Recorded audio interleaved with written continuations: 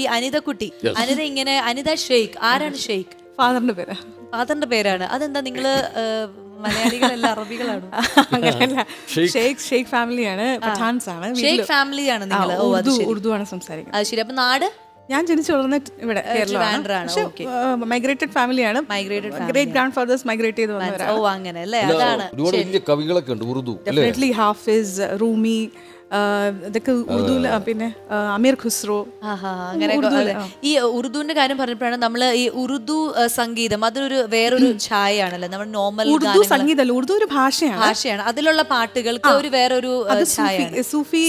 അതെ, നമ്മള് ദക്ഷിണേന്ത്യ സൂഫി സംഗീതം എന്നൊക്കെ പറഞ്ഞ് നമ്മൾ ഗൂഗിളിലൊക്കെ സെർച്ച് ചെയ്യുമ്പോൾ അതില് ആ പേരുകൾ വരുന്നത് കൂട്ടത്തിൽ നമ്മുടെ അനിത ഷെയ്ഖിന്റെ പേര് വരാതെ പോവാറില്ല.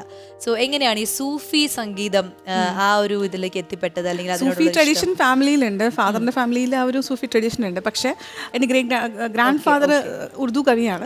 പക്ഷെ അദ്ദേഹത്തിന്റെ കുറച്ച് സ്ക്രിപ്റ്റ് ഗ്രാൻഡ് മ തന്നിട്ട് എൻ്റെ കയ്യിലുണ്ടായിരുന്നു. പിന്നെ അത് കഴിഞ്ഞിട്ടാണ് ഈ ഉറുദു വായിക്കാനൊക്കെ പഠിക്കുന്നത്.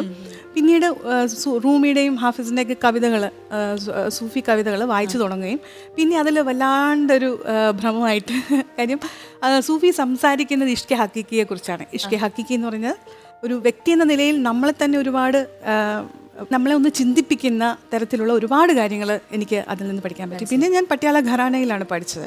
അപ്പോൾ ഹിന്ദുസ്ഥാനിയുടെ തന്നെ ഒരു ഭാഗമാണ് സൂഫി ഒരു ജോണർ എന്ന് പറയുന്നത്. വേറെ ഏതൊക്കെ ലാംഗ്വേജസിലാണ് പാട്ടുകൾ പാടിയതും പഠിച്ചതും ഒക്കെ? ഞാൻ പ്ലേബാക്ക് സിംഗർ ആയിട്ടാണ് തുടങ്ങിയത്. ശരിക്കും 14 ഭാഷകൾ സോഫാർ ഞാൻ 14 ലാംഗ്വേജസിൽ പാടി.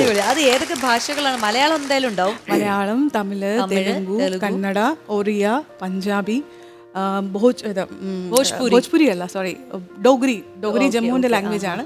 പഞ്ചാബിലാണ്, ഞാൻ പറയില്ല, എൻ്റെ ഘരാന പഞ്ചാബിലാണ്. അപ്പോൾ അവിടെ ഉള്ളത് കൊണ്ടാണ് ബാക്കിയുള്ള ലാംഗ്വേജസിലൊക്കെ പാടാൻ പറ്റും. അപ്പൊ നമുക്ക് കുറച്ച് പാട്ടുകൾ കേൾക്കണ്ടേ ചേട്ടാ? കാരണം ഒരു പാട്ടുകാരി നമുക്ക് അതും 14 ഭാഷകൾ എന്ന് പറയുമ്പോൾ നമുക്ക് എന്തായാലും കുറച്ച് പാട്ട് കേൾക്കണം. ഞാനൊരു കാര്യം ചോദിക്കട്ടെ, ഞാനിങ്ങനെ പെട്ടെന്ന് കുറച്ച് ഭാഷകൾ ഇങ്ങനെ പറയാം. അപ്പൊ അതിലുള്ള പാട്ടുകൾ ഒന്ന് ഒരു 2-3 വരി ഇങ്ങനെ പാടി നമുക്ക് പോവാം.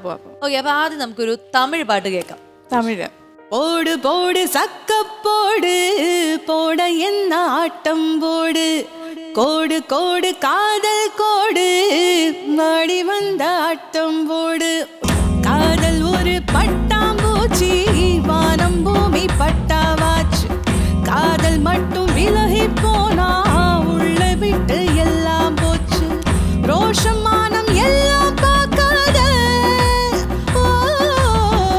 வேகம் எங்க வேலைக்காத. ഇനി ഒരു കന്നഡ.